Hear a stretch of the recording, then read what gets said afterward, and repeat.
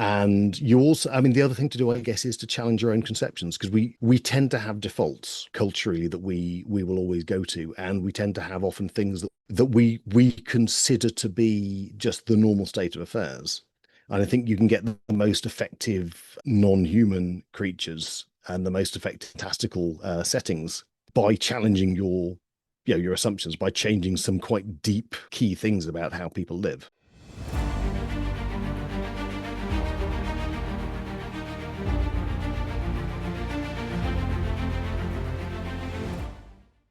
Hello and welcome back to Just in Time World Building. I am here today with Adrian Tchaikovsky, author of Shadows of the Apt, which is a fantastic 10-book fantasy series, and very famously Children of Time, which is a science fiction book.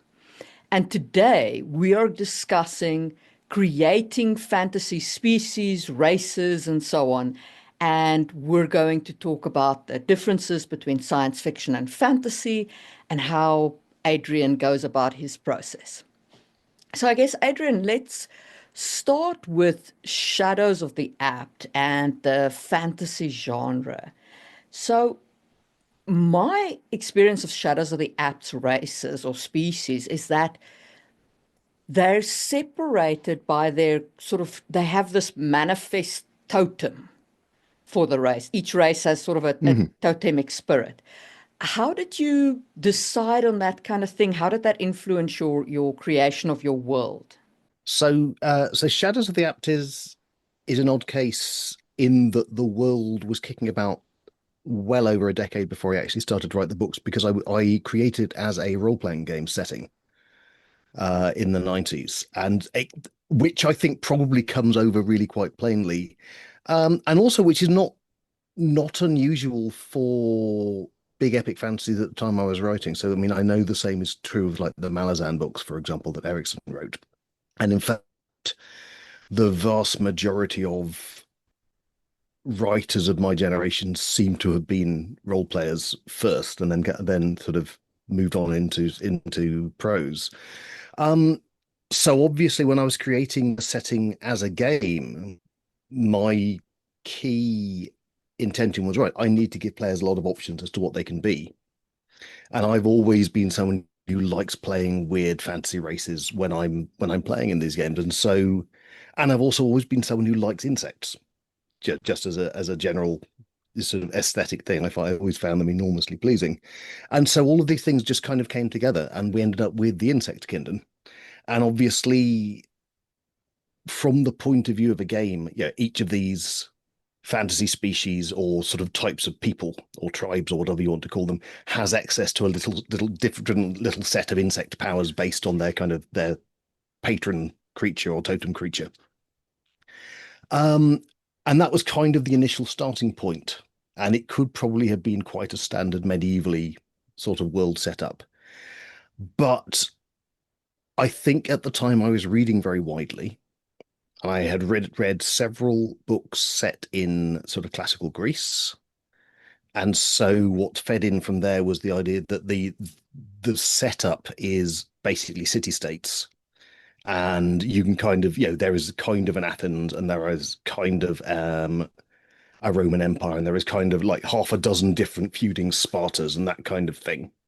And then, it expands. And so you can look at the Spiderlands and see, well, maybe they're kind of Persia, maybe almost. And also, I assume, and I can't really remember what the specific inspiration was for this, but I guess I must have come into contact with quite a lot of steampunk stuff at the same time, because what went into the setting was all of this weird technology, which then kind of gives you the apt and inapt split, which is kind of the heart of the setting, and which is also the thing that people find the hardest, I think, to get their heads around. It's a very weird idea, that not so much that whether people can or can't use magic, because that's pretty much a fantasy staple. Often you're like, yes, this is the magic that the elves do or whatever. But the idea that the magic races can't open a door or use a crossbow or even simple mechanisms, it's not that they've never learned. It's the idea that there is this mental block going on, which it's a weird concept. And I mean, honestly, it's a weird fantasy world. I'm still a little surprised it got picked up. It was very touch and go, and I think the thing that swung it for the publisher was that I'd already written the first four books, so they could release them quite quickly and build a readership. And so they levered it onto what was already a fairly crowded book schedule at the time. But it's an odd world. You've got at least three big concepts you need to get your head around in order to understand how everything works in the world, and none of which are necessarily kind of stock fantasy things. There are no dragons. The magic doesn't work in the way you think magic works. People are doing a lot of magic things that are not magic to them, which it turns out is actually quite a common thing when I write fantasy, is the idea that just having magic that is relatively mundane to the people doing it.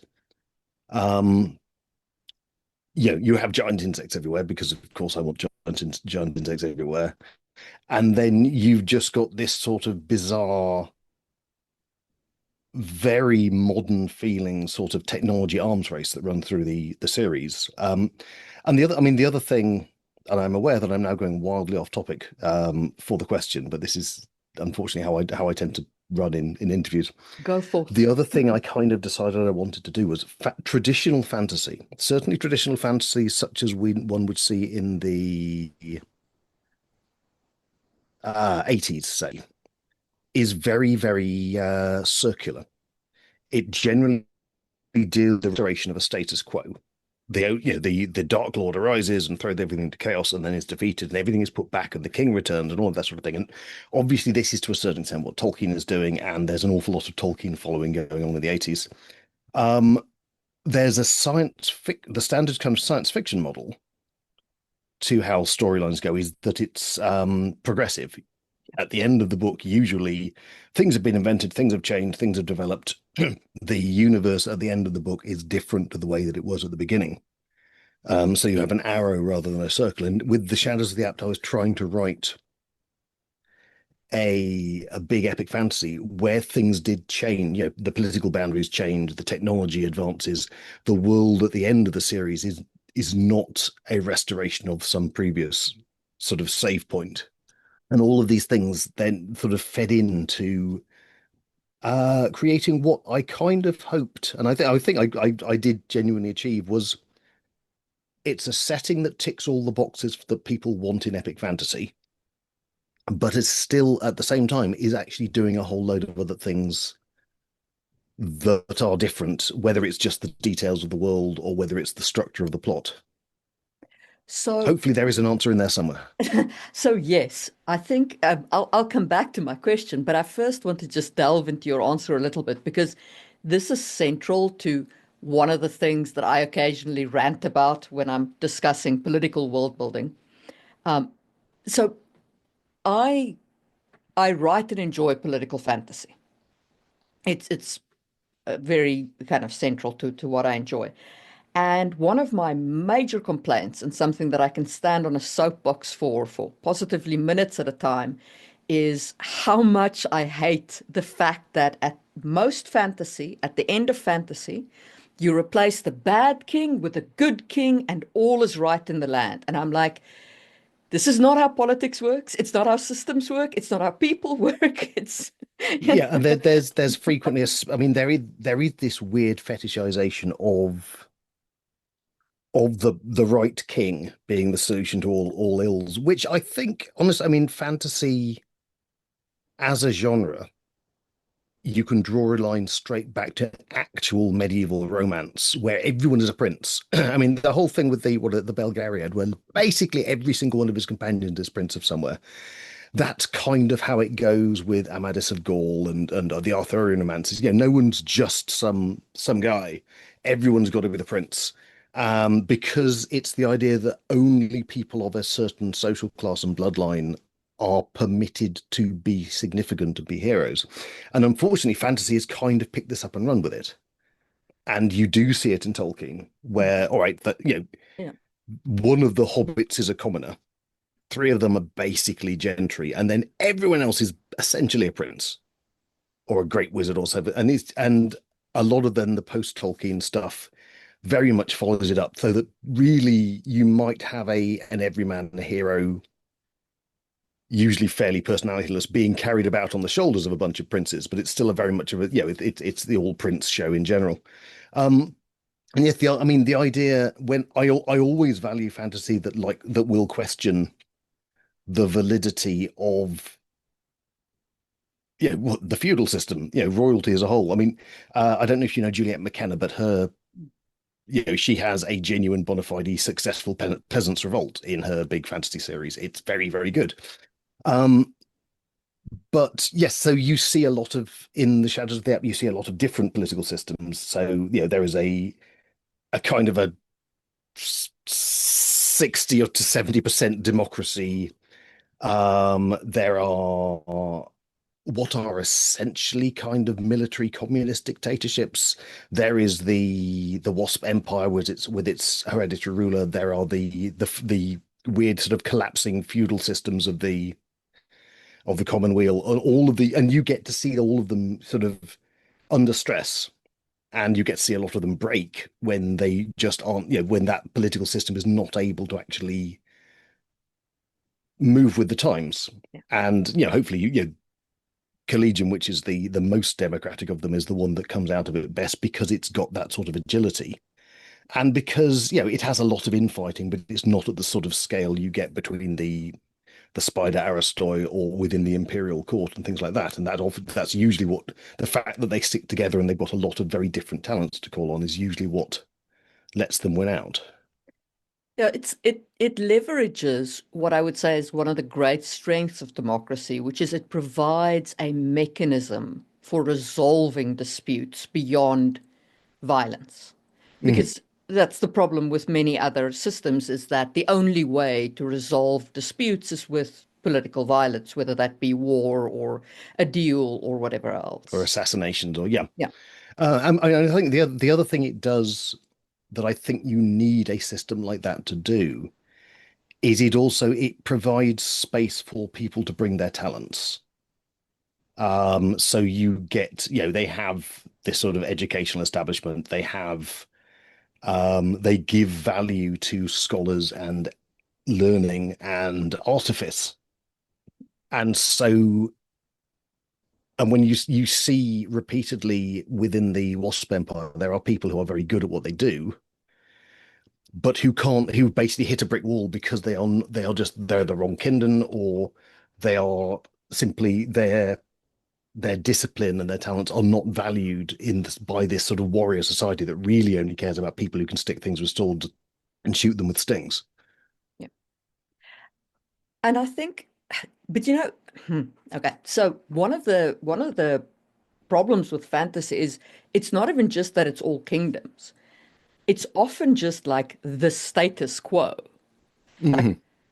if you trap me into talking about Harry Potter ever, like my complaint with it is at the end. Like if you disregard everything else, even if you disregard the house elf thing, which really gripes me, like that digs at me wrong. But the at the end, nothing changes about the systems Yeah, that gave rise to Voldemort. There's no systemic change there at all. There's no addressing any of the issues that actually created the the human exceptionalism, if you want, that gave rise to Voldemort. Like, yeah, and it's. I mean, I think it's worth noting that I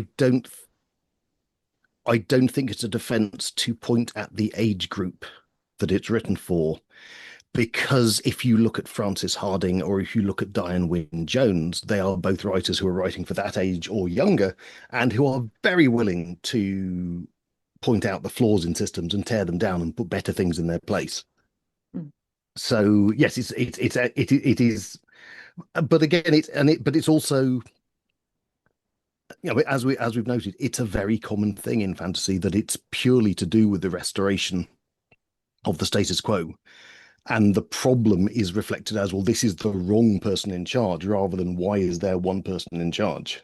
yeah, Why, why is a birthmark or a prophecy or a bloodline sufficient to qualify you to be the wonderful person? And admittedly, it goes back to if you look at Arthurian romance, it's the idea that well, you need, if the king is if the king is well, then the land is well, and that sort of thing. So that obviously it is drawing upon a long tradition, Yeah. a long sort of mythic tradition that goes back centuries. But I think the problem is that you have a lot of fantasy that is very willing to modernize attitudes to a lot of other things, or sort of aggressively cod medievalize away attitudes in a way that actual Middle Ages people wouldn't really recognize, but doesn't want to mess with this wonderful system of kings and knights and that sort of stratified society. Yeah, and also seems to be very much like, no, no, see, systems never change. Like there's never any progress, which is just, I mean, our own Well, history proves that abundantly false. We've been through republic, empire, feudalism, Renaissance republic. I think though what there what part another thing that's feeding into this is there is this enormous misconception about the historical period from about 500 to 1500 CE Mm, that it was basically static. The idea is, you have the fall of the Roman Empire, and then essentially nothing happened for 1,000 years, and then the Renaissance, which is nonsense. And I know which is probably one of the greatest gripes of actual medievalists because the it's ridiculous. yeah, I mean, vast numbers of things change all the way through that. Huge amounts of back and forth, but actually huge amounts of development. The Renaissance doesn't just happen at the year 1500 in Venice or whatever. It's part of this long chain of events. But between that and between this weirdly simplified version of the Middle Ages, which basically comes down to there's kings, castles, and knights, and what you don't, for example, tend to get, you don't get free cities, you don't get guilds, you don't get all of this genuinely wonderful and interesting medieval stuff. You basically get the classic comics MGM movie King Arthur's Court sort of version of it, where it's all very simple, it's all very clean, and none of it is lived in Mm, this weird kind of way. It's very much everyone in that kind of medieval society has sort of put on the clothes for the first time that day and is just walking out to do the whole Ren Fair act. I it's a it's a bit like the city of in the certainly in the film version of Lord of the Rings, the city of Gondor. It's very spectacular. There's no particular sense that anyone lives in it. yeah. It's not it's and your standard fantasy city. Well, there's the Wizard's Tower and there's the King's Castle and there's a dungeon and there's a thieves guild, but there isn't, and probably there's a market. But the idea that actually people live in the city and have ordinary lives that don't revolve around adventurers going into dungeons or whatever doesn't feel plausible. I mean, this is one. I mean, looking at my more recent fantasy, this is what I'm trying to do with the Tyrant Philosophers series, and I think also this is one of the things that's come out of 90s fantasy. The grimdark kind of explosion of fantasy does tend to at least a distrust entrenched power systems and be willing to overthrow them, but also frequently shows you just far more ordinary people in a fantasy world. Of course, being picky, picky, picky, I don't like grim dark because it leaves me feeling depressed. And I'm like, come on, give me an optimistic ending. Well, I mean, I think the best of grimdark works because it's also very funny. Hmm, I think that I mean, this is one of the things you see it in Parker and you see it in Abercrombie, for example, that they are extremely entertaining writers, yeah, and there's a lot of slapstick stuff basically going on, and there's a lot of irony, and that makes the grimness and the darkness very palatable. And I think you then unfortunately got like a second wave of grimdark where people kind of seized on the idea that it was very edgy and nasty and everyone was grim and grey and nobody was really a nice character, but they forgot the jokes. And at that point, it does become extremely hard to read because it is just sort of unrelenting. yeah, yeah, it is. Okay, so I've got to bring the I I'm going to book another interview with you. I promise you I am, because we're going to talk political fantasy. It is a favorite of mine, and we're definitely going to do it. But this one is for species creation. So Yes. let's just talk a little bit about that before we move on to Children of Time. Um, from what I understand from Shadows of the Apt, the totemic spirits don't manifest, except like right at the end, there's a little bit of weirdness, different weirdness. Um, but they are conceptually at the center of people. So did you ground that in any kind of physical thing, or is that a purely fantasy element? Like, It's basically Plato, okay. weirdly enough. So what the relationship that the Kindred have with their totems is essentially inspiration by a Platonic ideal of that insect or arachnid or what have you species that they can draw upon to manifest these powers. And different people can manifest different powers within the same kindred, and you can sort of study and meditate to gain access to more of them. And it's within the world, it's an entirely mundane, normal, and understood thing.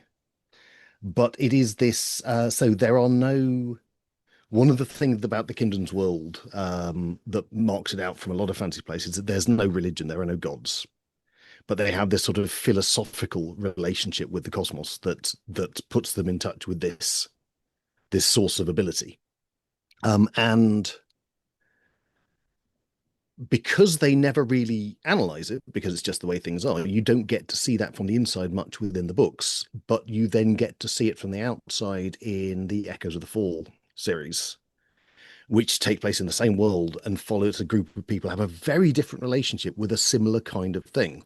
So they have the shape changing people of that series personify their totems as gods, and they draw their shape changing forms from that. And then of course they meet the Kindred in that series, and there is this absolutely catastrophic clash of philosophies because they are inimical to one another. So when the Kindred arrive, they basically start undoing the world of the people who have a different relationship with the cosmos just by their mere presence. So it's a deeply mystical connection that they have, but they don't really think of it that way because it's just the way things are. So It's a lot more complicated than it seems in the books. no, no, no, no, no. So I hope you don't take this as an insult, but yours is probably one of the very few worlds that I would describe as Tolkien-esque in Okay.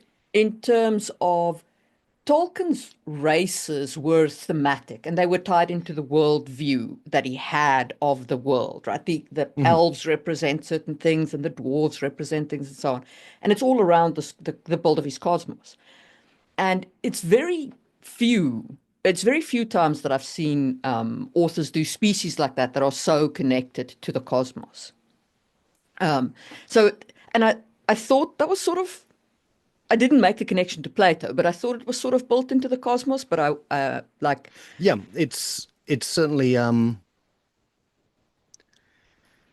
I guess I mean this is the big if I'm doing fantasy, I tend to want to do something where you do have this the main magic, the main sort of what if element of the book is very, very front and center and very public and very core to what's going on. So rather than having sort of a Middle Ages-ish sort of setup, but there is magic, but the magic is very secret, and there is some cult behind the scenes or a secret brotherhood of wizards or something like that.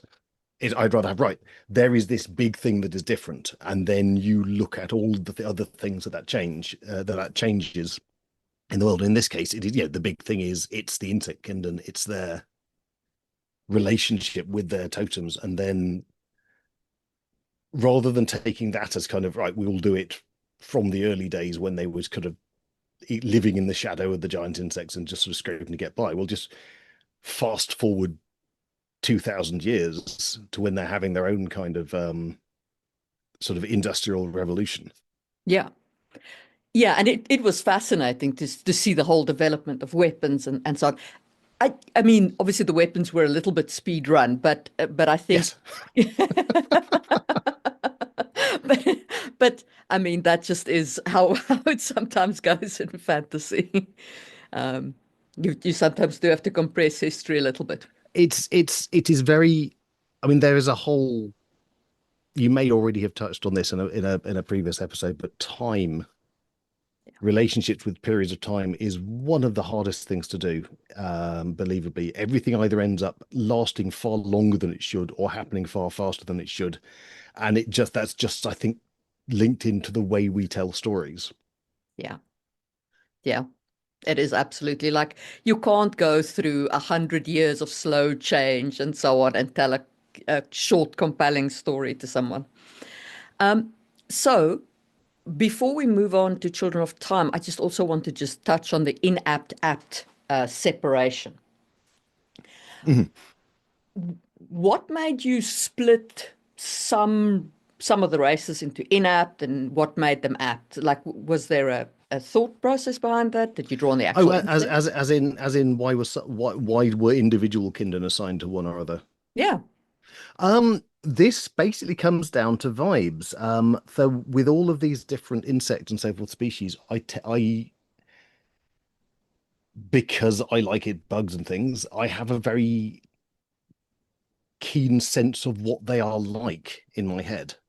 Mhm. And so it was very obvious to me that some of them, which ones would be apt and which ones would be inapt.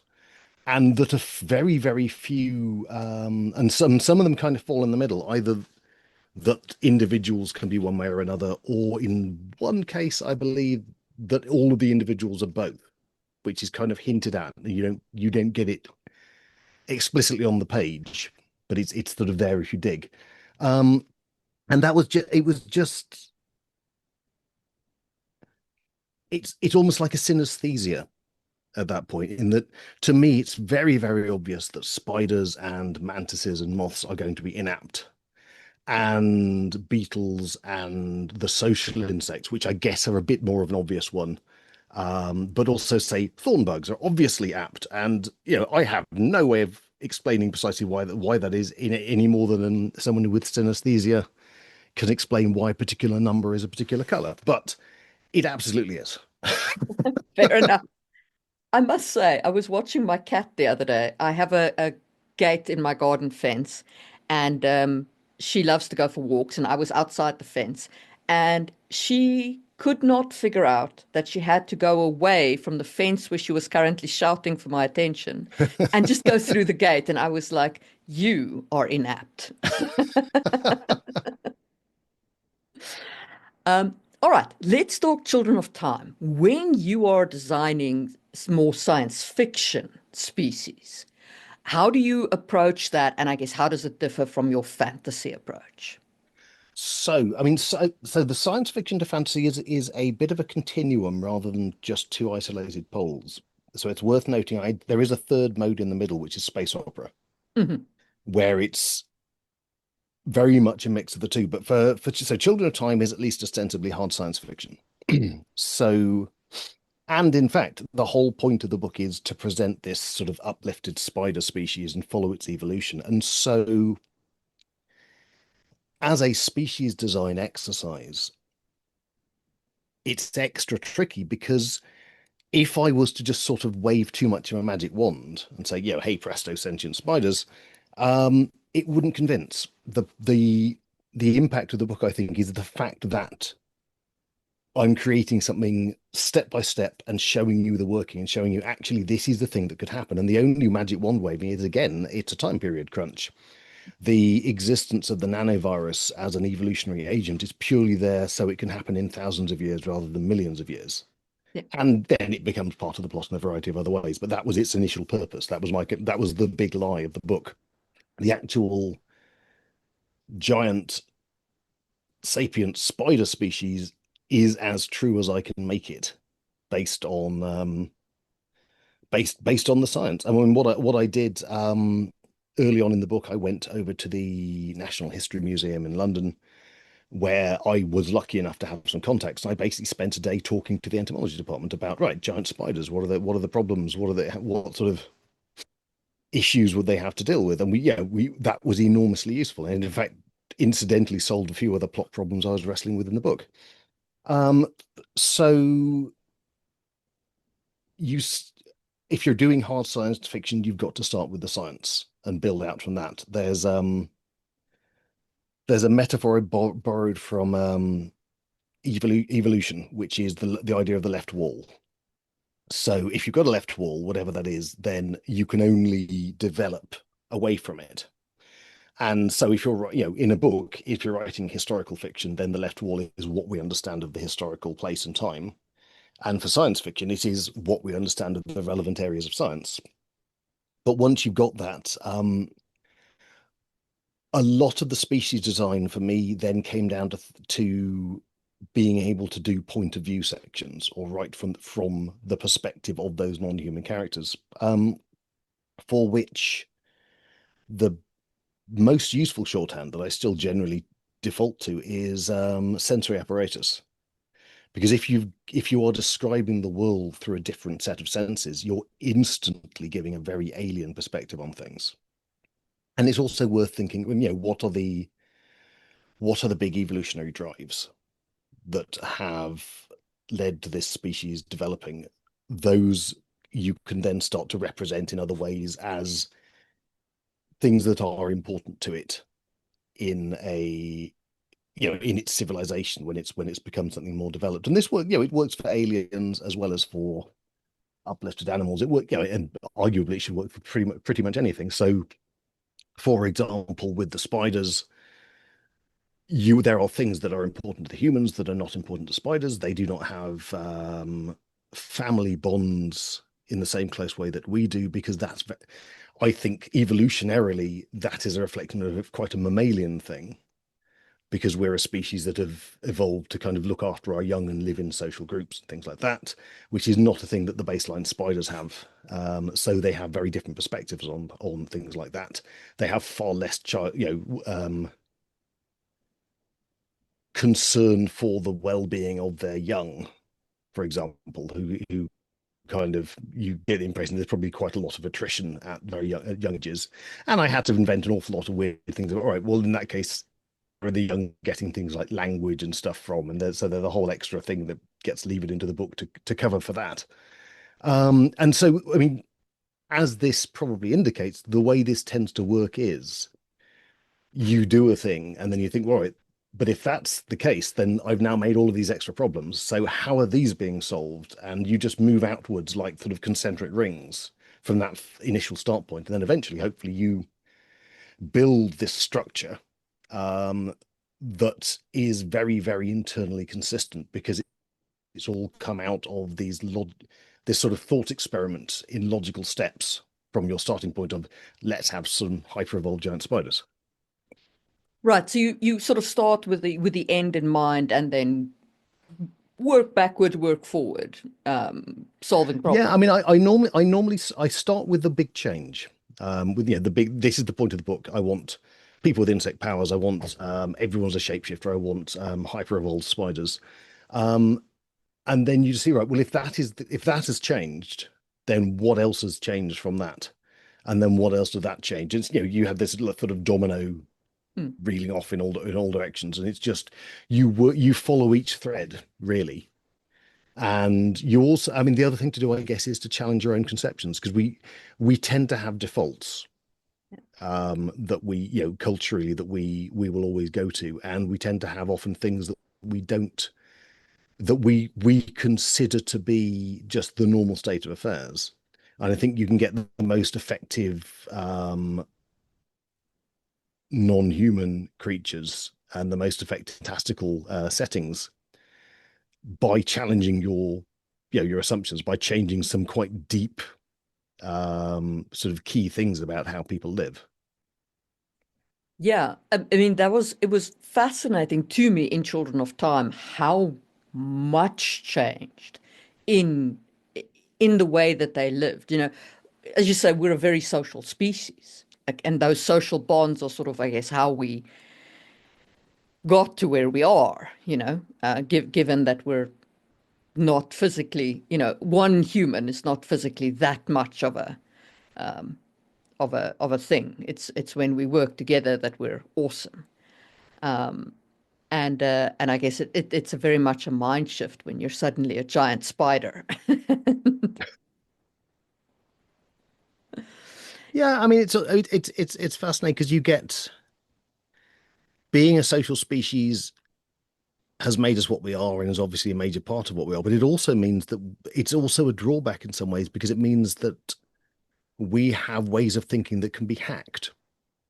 For example, I mean, this is something I look at in things like Bearhead and stuff, things like that. But we have it means that we are manipulable by people who are not playing the social game as it's meant to be played, but are basically, yeah, they're giving out the signals to make people believe something that is not in fact true about themselves and things like that.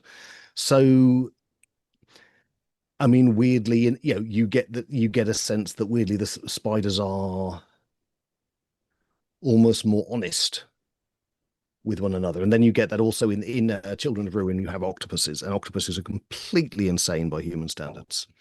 Yes. And were extremely difficult to write from their point of view because of what we know about the neurology. But there you have a creature whose mindset is that the conscious part of its mind is, as I've represented at least, impulsive, the impulsive and emotional part that we would think of as our id. And the actual rational calculating part is going on entirely under the surface in a way that the conscious creature is not particularly aware of and can't really analyze. And again, it's all based on what we know about how the octopus mind works and the way that it's sort of distributed around the body. And then me just sort of running with that and thinking, well, what that Yeah, if octopi lived longer, like we'd be in trouble. if they lived longer and if they were more social. I mean, those were the two things. Obviously, yeah, I had to kind of have them bred to be more social and have them bred to live longer, just to make the book work. And that's something and weirdly, there was a little octopus book renaissance around that time. So I mean, Ray Naylor's The Mountain and the Sea is an amazing book on that general topic, set much closer to the present day.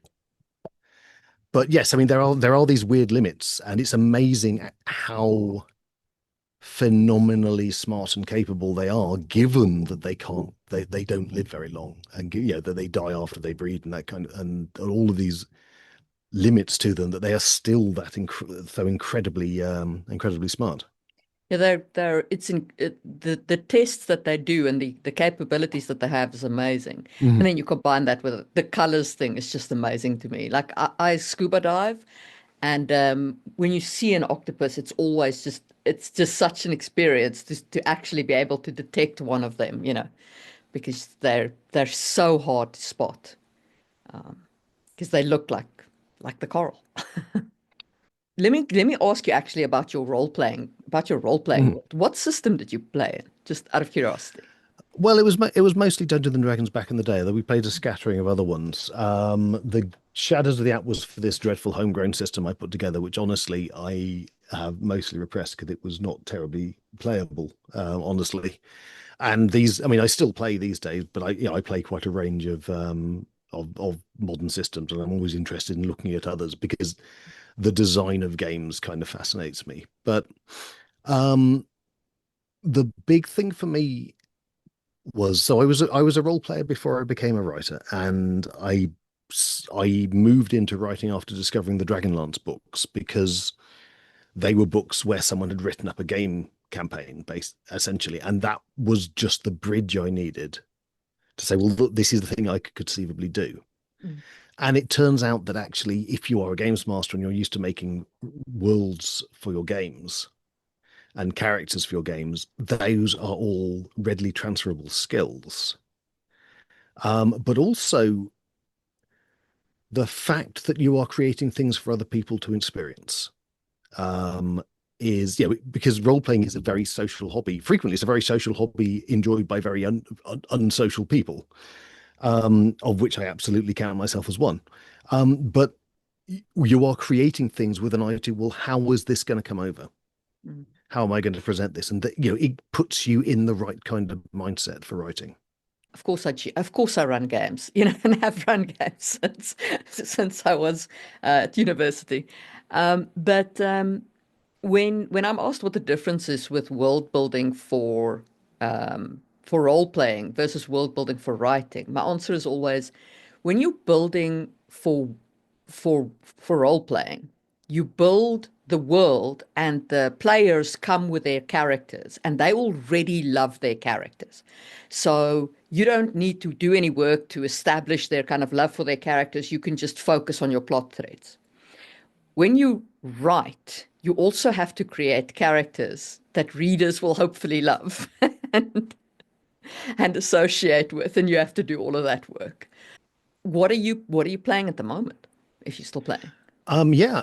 So at the moment, I'm playing in a Dungeons and Dragons game, fifth edition.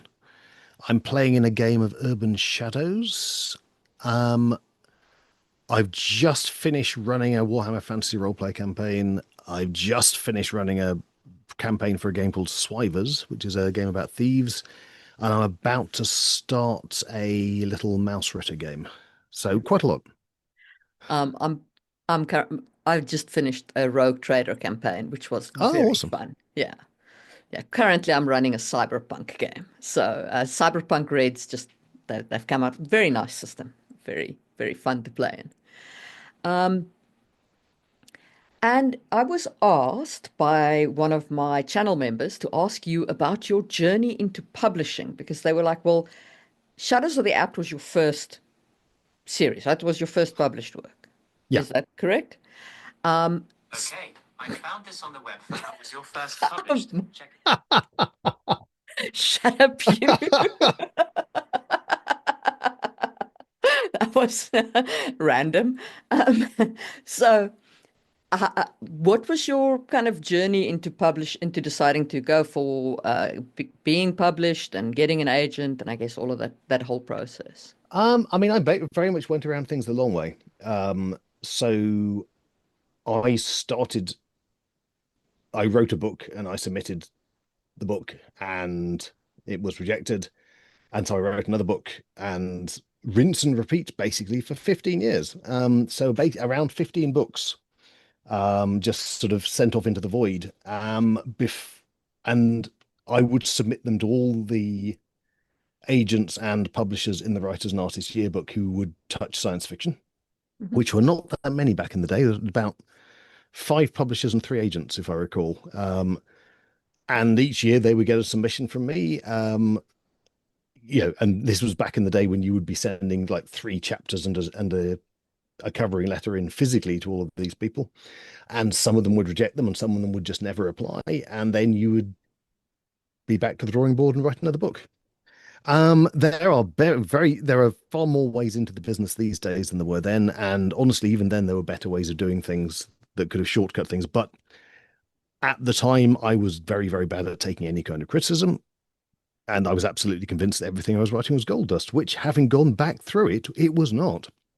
I have managed to salvage, with considerable rewriting, two books out from my pre-Shadows of the Apt writing. And beyond that, it just would have been more work than it was worth to bring them up to standard. Fair enough. Yeah. Practice and all that. What do they say? A million words or something like Well, that. yeah, Yeah. So it was just basically a case of like taking it enough times, practicing yeah, enough times and I mean, again. if I'd been more able to take criticism and had sort of feedback from writers groups or something like that, that might well have shortcut things. Mm. If I had been able to do any kind of social networking, which good Lord I couldn't, and honestly still can't, then I've certainly seen people go to conventions and make contacts with agents and editors and so forth that have helped them and sort of got them sort of in at the bottom level with at least a pledge to read the thing that they send in. But yes, I think I would have been I'm very glad I didn't do conventions until I was already published because I think I would have been a bit of a nightmare. Yeah. Uh, I'm I started a YouTube channel. That's what I did. Um, So, do you have any sort of like for world builders out there? Do you have any sort of key advice about building species, building fantasy races, anything like that? Things that you wish people would take to heart? So I guess the big advice is really just to think about it to the extent that the story requires. I mean, I I think you can still do elves, let's say, and dwarves and dragons and things like that, but at least be aware that they've been done an awful lot and think through, well, do you need them in the world? What is the function of them in the world? How are you, do they work? I mean, this is the thing, depending on the sort of book you're writing, actually fantasy races don't need to work in that sort of monster manual, ecology of the beholder sort of sense. Because if you're writing a book that has a lot of sort of more of a mythic tone or anything like that, then that's not necessarily what the thing is in the book for. But if you are presenting what is trying to be a living world, then everything in it needs to kind of make sense with everything else in the world. So it's doing that legwork and groundwork at the beginning, and also ideally just not doing elves in, or at least not doing elves the way that elves have previously been done, not just doing Tolkien's elves, and not necessarily even doing sort of folklore elves unless you've got a good spin on it.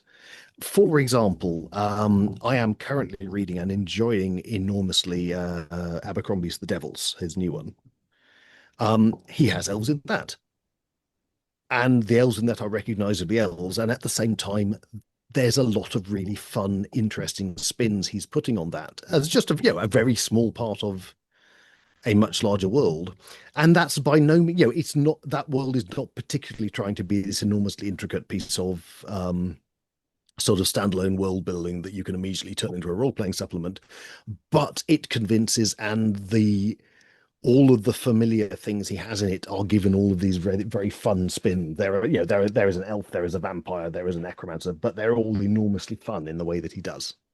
Yeah. And so if you're using a trope like that, then at least try and do something interesting with it. And alternatively, don't use a trope. Go off and create something entirely other that is yours alone.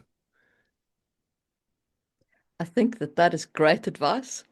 And I will see. Oh, there is one other thing I would do, which almost is going back on what I've just said. But one of the things you do occasionally see, and you see it in books, and you see it in somewhat ill-advised fantasy role-playing games, is the idea that, all right, well, I'm doing this complex living world.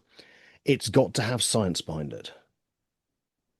And the thing is, if it's a fantasy world, it doesn't need to have science behind it. You do not need to explain why your dragons can fly.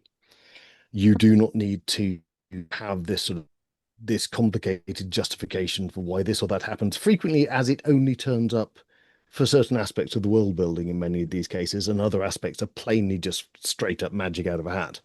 Um, I guess have a consistency to the magical elements of things, whether it is species or magic, or just whatever. Have it all make sense in the same world. Have it so that it fits and works and is being fully exploited, I guess, is the other thing. Because the number of settings where, yes, you have magic that can do amazing things, but everyone is still kind of living like medieval peasants in a hut, doesn't make particularly any sense, because people are incredibly opportunistic. And if there is a thing in the world, I mean, this is one of the things I do in the Tyrant Philosophers series. If there's a thing in the world that you can use to do things and make your life easier, people will absolutely do that. They 100% will. Like, it never makes sense to me that you have a medieval world when all it takes to become like the world's best doctor is one level in cleric. One level. For that, even my atheist ass can like pray to some god. There's a weird portal fantasy by I think Joel Rosenberg, Yes. which is starts with the Chained Dragon or The something very. sleeping the sleeping dragon. Yes. Thank you. I very much like, 'cause that's very much, a bunch of people get thrust into a D&D world, pretty much explicitly. But the way he's really thought about things like, well, all right, so why don't people just do the healing magic all the time? And actually, the healing magic has there is a big Healy church, but they have very high costs. Because they will expect people to live by their precept and all of that sort of thing. And if you're not part of them, then they're a bit snooty about it. Or you can go to the spider cultists who will just kind of sell you spells because they have no principles whatsoever. It's a very, very D&D world, very deliberately so, but it kind of feels like it all works. It does. I love Joel Rosenberg's world. He was like the OG lit RPG before anybody else Yeah. was doing lit RPG. There was Joel writing writing that Portal Fantasy. No, that was a great series. I really enjoyed it. I also enjoyed the impact of the player characters had on the world, and like they came, they brought technology and changed Well, the that whole world. I mean, I suspect that was probably quite an inspiration for Shadows of the App because that was a world which wasn't circular. Mm, You got serious development, and like you say, the impact they have then spreads and spreads, and because they have a huge throwdown with there's a very powerful slavers guild, and they're having nothing to do with that, and they actually do significantly dent the slave trade, and a lot of people stop using slaves. And the world is very, very different. I mean, I think I read like the first five of those books, which is like yeah. the first arc, and at the end of that, a lot has changed in that world. Yeah, they had a massive impact. It was great. I love that series.